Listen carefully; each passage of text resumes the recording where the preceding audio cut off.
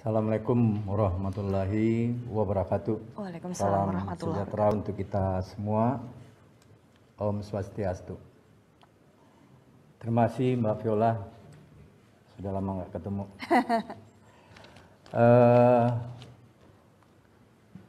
Sebenarnya acara ini nggak cukup sekali.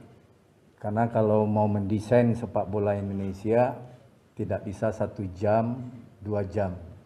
Tapi harus secara simultan dan melibatkan banyak orang dan banyak pakar dan banyak pelaku-pelaku sepak bola. Saya diberi waktu cuma 20 menit. Baik, Coach. 20 menit saya siapkan hanya 5 slide dan itu pun khusus hanya untuk bagaimana sih syarat-syarat untuk menjadi pemain yang bisa go internasional.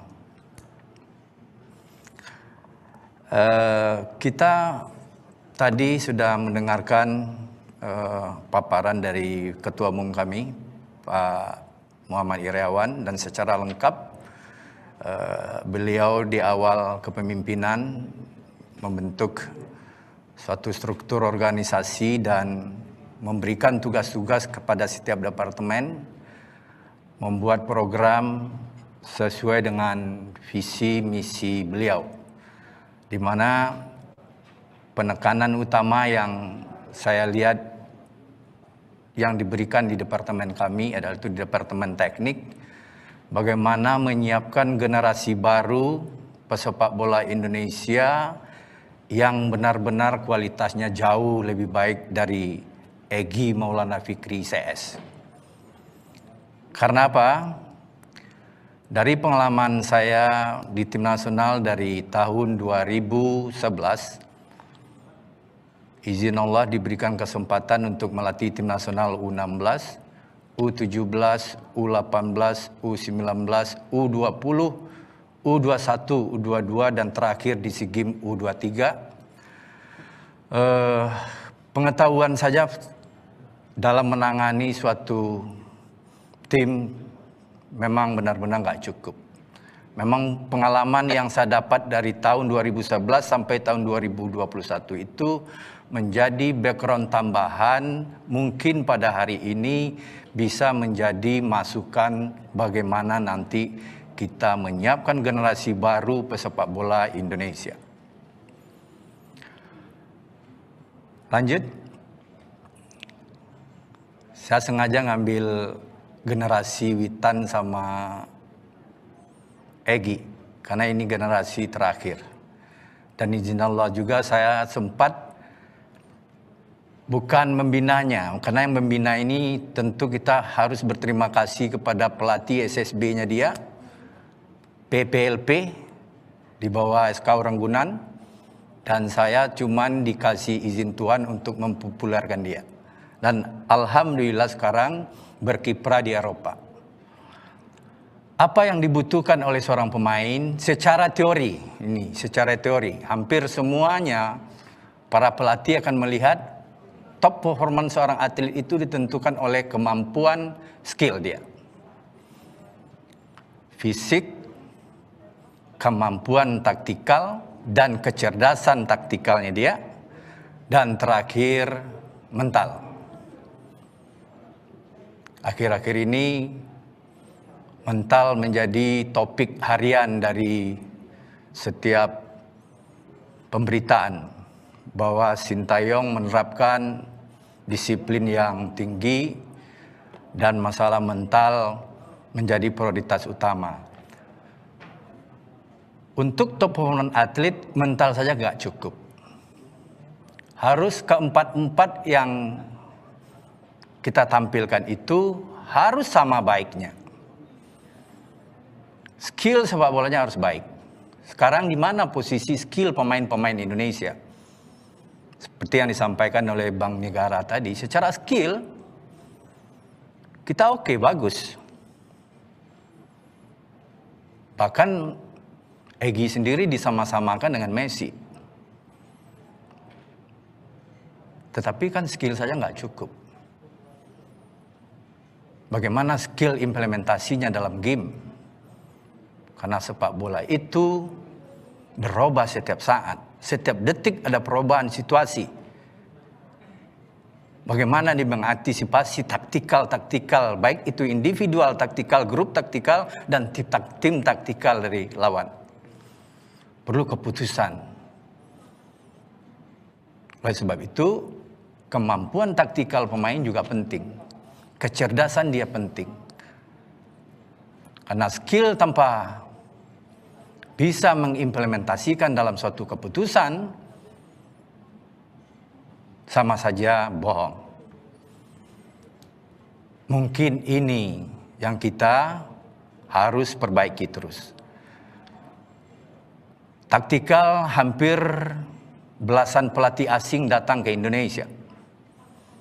Peracik-peracik taktik yang didatangkan ke Indonesia, tetapi sampai saat ini kita masih belum menemukan kepuasan yang bagaimana itu prestasi bisa terwujud. Fisik sebentar bisa dibentuk. 2 bulan kita di Kroasia, kita bisa membentuk fisik para pemain dengan cepat. Tetapi apakah yang didapat oleh pemain-pemain yang kita latih di Kroasia itu sudah fisik yang maksimal? Tentu dalam tanda tanya. Karena apa? Semua yang 4 itu tadi tidak akan maksimal pencapaiannya kalau di basicnya tidak benar. Kemarin pemain-pemain tim nasional disuruh berlari. Sin mengatakan teknik lari pemain-pemain Indonesia banyak yang salah. Saya langsung berpikir, berarti di tahapan pembinaan di sepak bola itu, mungkin tahapan-tahapan itu yang kita tidak lalui dengan benar. Mental juga. Kalau kita bicara mental, bicara karakter. Karakter kinerja dan karakter moral. Kita selama ini banyak hanya memberikan bagaimana anak-anak kinerjanya bagus. Pantang menyerah, selalu ingin menang.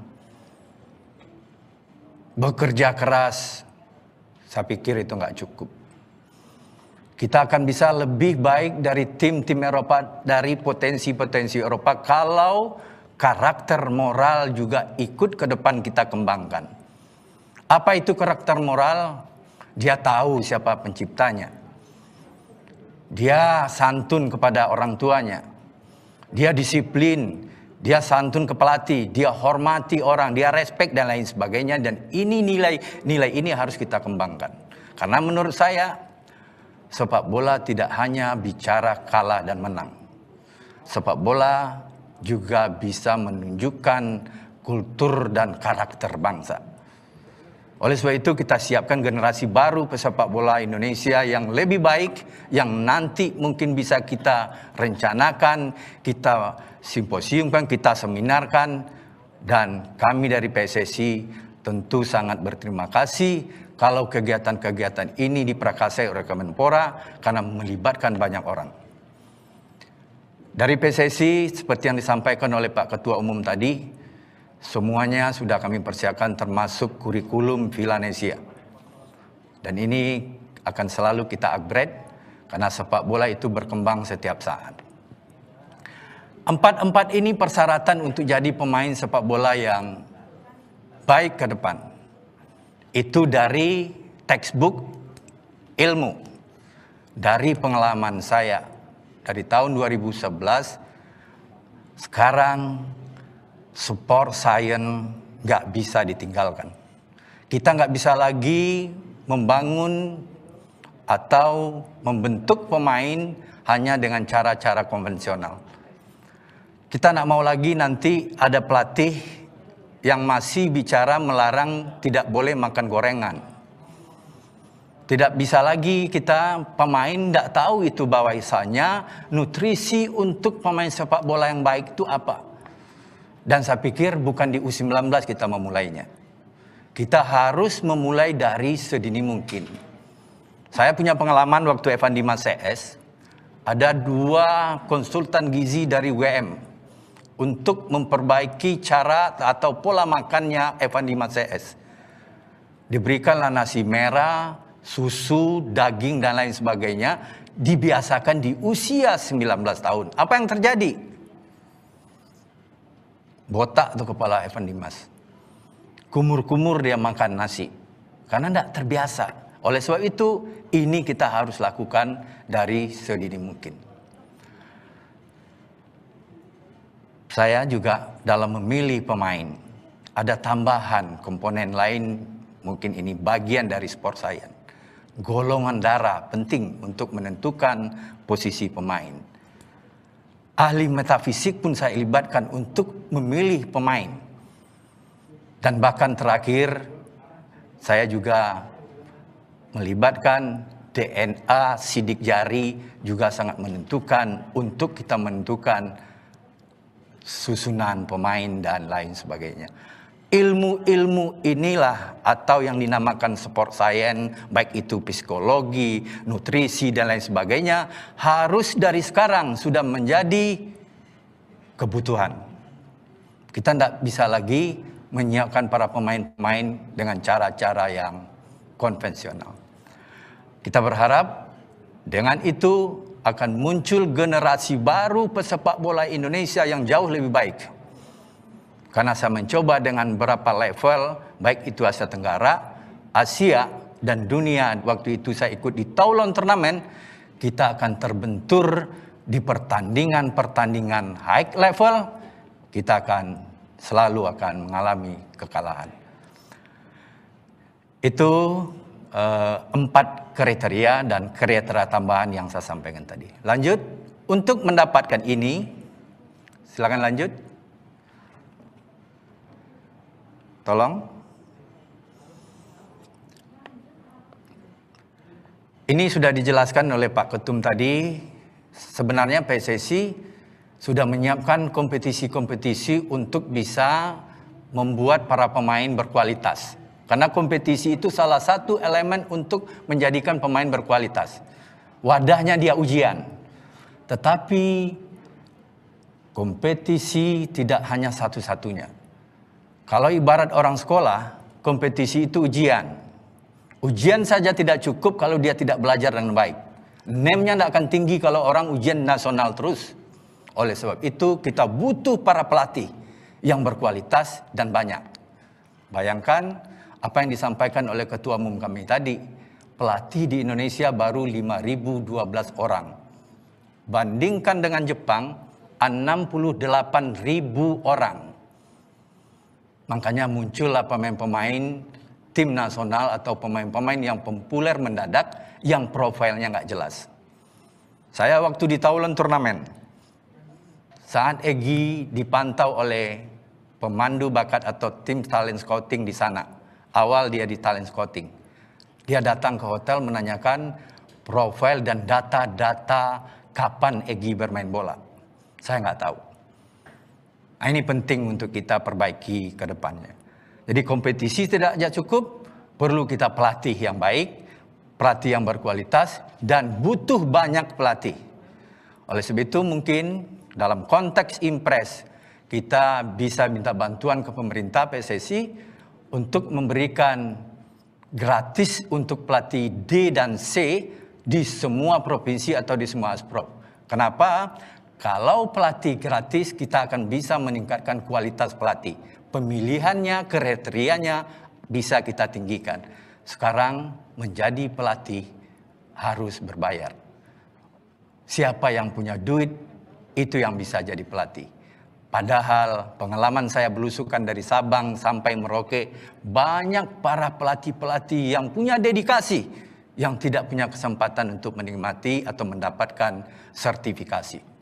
Oleh sebab itu, peran pemerintah kami sangat berharap lisensi D dan C ini bisa diberikan gratis di 34 asprov atau 4 provinsi yang ada di Indonesia. Kalau dia gratis, kita penyebarannya juga akan merata. Pelatih-pelatih yang ada di Aceh atau kursus pelatih yang ada di Aceh nggak boleh diikuti oleh orang Medan. Jadi pemerataannya sangat ada nantinya. Di kompetisi saja tidak cukup. Lanjut, 2 slide lagi. Ini tadi sudah dijelaskan oleh Pak Ketum kami dan lanjut saja. Terakhir, ini yang harus kita jalankan bahwa ada piramid pembinaan. Satu, dari sisi potensi Indonesia, apa yang disampaikan oleh Bank Negara tadi, 270 juta. Sekian persen, sekian 20 juta itu anak-anak yang suka bermain bola. Itu pembinaan dimulai dari usia 6-12 tahun. Banyak sekali anak-anak usia 6-12 tahun di Indonesia yang pingin bermain bola. Dan selanjutnya, setelah dia masa 6-12 tahun, dia masuk ke usia 13-15 tahun. Youth formative fase. Kalau 6-12 tahun ini, tidak ada AFF-nya, tidak ada kualifikasi Piala FC-nya, nggak ada Piala Dunianya. Itu menandakan grassroots itu kita bukan membentuk tim, bukan membangun tim, tetapi menyiapkan individu-individu pemain. Kalau tahapan belajar itu ada 3, kognitif, asosiatif, dan otomatisasi, ini kognitifnya. Pengetahuan awal tentang sepak bola diberikan di sini. Setelah itu dia meningkat ke usia 13-15 tahun. Youth formative fase. Ada AFF U15, AFF U16, kualifikasi Piala FC U16, dan diakhiri oleh FIFA Piala Dunia U17. Kalau Piala Dunianya ganjil, tahun pesertanya paling tua genap, dan kalau Piala Dunianya genap, tahun kelahirannya harus ganjil. Lanjut, terakhir dari youth development, yaitu youth final fase. Usia 16-19 tahun ada AFF U18, ada AFF U19, kualifikasi Piala FC U19, dan diakhiri oleh FIFA Piala Dunia U20. Kalau Piala Dunianya U20, tahun kelahirannya ganjil. Tahun kelahiran untuk Piala Dunia tahun 2021 adalah kelahiran 2001, 2002, dan 2003. Tahapan pembinaan ini dibutuhkan secara bertahap, dilakukan dengan baik oleh semua federasi di dunia. Apa yang dibutuhkan? 1, pelatih yang paham bagaimana membina grassroots. Yang kedua, membina youth formative fase. Yang ketiga, membina youth final fase. Kalau 3 tahapan ini kita lakukan dengan baik, dengan semua supporting yang baik, baru kita dapat tim senior yang baik. Saya pikir itu paparan saya. Kalau kita ingin para pemain-pemain ke depan bisa bersaing di tingkat internasional atau dia bisa berkiprah di luar negeri, kita harus menyediakan dapur pembinaannya yang lebih baik. Dan tahapan-tahapan yang saya sampaikan tadi itu betul-betul dijalankan dan dilakukan oleh orang-orang yang paham dalam pembinaan sepak bola. Terima kasih.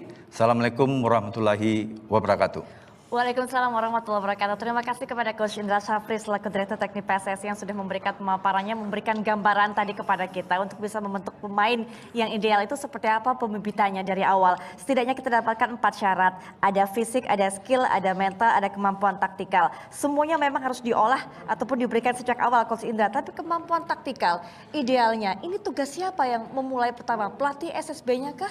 Atau mungkin sebenarnya diberikan semenjak pendidikan di Jasmani lewat sekolah-sekolah? Seperti apa, Coach? Banyak kantong-kantong pembinaan. Jadi kalau sekarang tidak hanya PSSI yang membina sepak bola. Ada GSI lewat Kemendikbud, apalagi dengan Impres, ya kan semuanya berkontribusi untuk mengembangkan sepak bola. Termasuk Kemenpora juga. Untuk menjadi pemain yang baik itu perlu tahapan pembinaan yang baik yang seperti saya sampaikan tadi. Sekarang kita punya puluhan ribu SSB. Ya. Dan saya yakin tidak semua pelatih SSB itu yang paham melatih sepak bola, mohon maaf dalam tanda kutip, karena belum punya sertifikasi. Betul. Oleh sebab itu, saya menghimbau dalam konteks impres ini pemerintah harus support PSSI untuk memberikan sertifikasi untuk para pelatih-pelatih SSB D dan C gratis. Karena dari C ke B, saya setuju dia berbayar, karena ini profesi. Kalau gratis terus, ini tidak ada tantangan untuk para pelatih. Tetapi untuk basic D dan C, ini saya pikir kita harus mensupport untuk mempercepat pengembangan sepak bola Indonesia. Karena pemain yang bagus akan lahir dari pelatih yang bagus. Jepang 68.000, kita baru 5.000. Bayangkan perbedaannya, yang Jepang penduduknya hanya sekian dan kita banyak. Perbandingannya sangat jauh. Sangat jauh, sangat jauh. Baik, berbicara mengenai pelatih, itu harapan dari Coach Indra. Ada peran serta dari pemerintah untuk bisa menggratiskan CD tersebut. Tapi kemudian dari PSSI sendiri, adakah program-program khusus untuk membantu menghadirkan pelatih-pelatih berkualitas? Oh sangat, ya. Jadi PSSI dari tahun ke tahun, seperti yang dipaparkan tadi oleh Pak Ketum, kita melakukan kursus-kursus kepelatihan. Tetapi kan PSSI punya keterbatasan untuk memberikan mereka gratis. Terpaksa mereka harus berbayar. Dan itu akan memperlambat atau akan menghambat kita kalau ingin kualitas pelatih kita lebih baik. Karena yang ikut itu orang yang punya duit. Padahal yang punya potensi pelatih banyak di daerah yang dia tidak punya kesempatan untuk ikut kursus kepelatihan.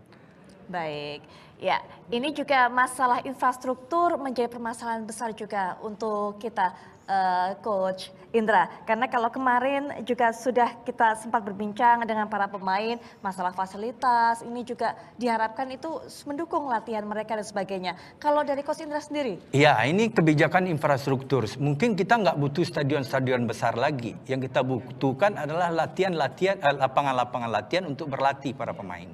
Baik. Saya pikir stadion di Indonesia sudah sangat banyak dan itu bagus-bagus sekali. Mulai dari GBK sampai stadion yang sampai ke Papua juga sangat bagus. Yang dibutuhkan oleh anak-anak adalah bagaimana dia berlatih dengan baik dengan lapangan yang baik. Lapangan yang baik itu seperti apa sebenarnya, Coach Indra? Ya, hampir setiap kecamatan atau kabupaten itu minimal punya lapangan-lapangan terbuka yang untuk bisa dia bermain sepak bola. Jangan setiap tahun wadah dia untuk bermain sepak bola itu hilang. Jadi maksud saya kita alokasikan dana untuk memperbanyak lapangan-lapangan untuk berlatih, bukan hanya untuk bertanding stadion gitu. Karena SSB tidak mungkin pakai stadion GBK. Ya. Itu juga yang menjadi salah satu ganjalan bagi SSB Betul. untuk bisa kesulitan optimal. para pemain untuk berlatih di lapangan yang baik dan kesulitan para pembina SSB mencari lapangan untuk berlatih. Ini yang menjadi kendala. Baik, kita harapkan ada solusi untuk ini. Tapi juga bicara mengenai syarat-syarat pemain tadi, rasanya kalau kita punya punya pemain yang memenuhi syarat 4 ideal ini bisa sangat luar biasa. Faktor kemampuan taktikal sudah dijelaskan oleh Coach Indra, faktor mental. Mulai dari startnya dari mana dan siapa saja yang harusnya bisa mensupport masalah mental ini? Mental harus dimulai dari yang terkecil, dari rumah tangga, dari keluarga. Masalah makan, kalau memang anak-anaknya ingin jadi pemain sepak bola, para orang tua pun harus tahu nutrisi. Masalah disiplin dimulai dari rumah tangga. Semuanya harus dimulai dari keluarga. Di samping nanti dia disupervisi bagaimana dia harus disiplin di dalam suatu tim yang dia ikuti. Baik, Coach Indra, kalau melihat ada Egy, ada Witan, semua bermain di luar. Menurut pengamatan Coach Indra sendiri, adakah kesulitan yang dirasakan oleh mereka untuk beradaptasi dengan taktik yang diterapkan oleh tim kepelatihan di sana? Kalau secara kepelatihan, hampir seluruh dunia kepelatihan sepak bola nggak ada bedanya. Yang membuat dia terkendala di 6 bulan pertama dari pengalaman Egy dan pemain-pemain lainnya, yaitu adaptasi mengenai iklim, adaptasi kultur, adaptasi untuk bisa bagaimana gaya hidupnya menyesuaikan dengan gaya hidup yang sepak bola. Ini yang mungkin dia harus belajar banyak. Oleh sebab itu saya setuju dengan program yang sekarang lagi kita bangun di PSSI. Kita tidak lagi mengirim satu tim ke luar negeri, tapi kita menitipkan 2 pemain atau 1 pemain di setiap klub yang ada di luar negeri. Kenapa? Karena dia dengan sendirinya, kalau hanya sendiri dan 2 orang, dia terpaksa untuk bisa belajar gaya hidup sepak bola di Eropa. Tapi kalau dia ramai-ramai, dia akan tetap saja beramai-ramai, berkomunikasi bahasa Indonesia juga, mungkin kadang-kadang makanan Indonesia juga. Tetapi kalau kayak Egy sekarang, bahasa Inggris dia sekarang udah bisa, gaya hidupnya udah gaya hidup sepak bola ala Eropa. Ini yang kita pingin. Kalau ini kita ada 10-20 anak atau pemain sepak bola yang ada di Eropa, saya yakin membangun tim sepak bola nasional tidak perlu berbulan-bulan. Tak perlu TC jangka panjang. Ya, kita cukup dengan TC mungkin sesuai dengan aturan FIFA. 2 minggu atau 3 minggu pertandingan. Baik, terima kasih Coach Indra pemaparannya. Coach Indra mau tetap berada di sini, nanti kita akan ada sesi tanya jawab. Kalau tadi Coach Indra juga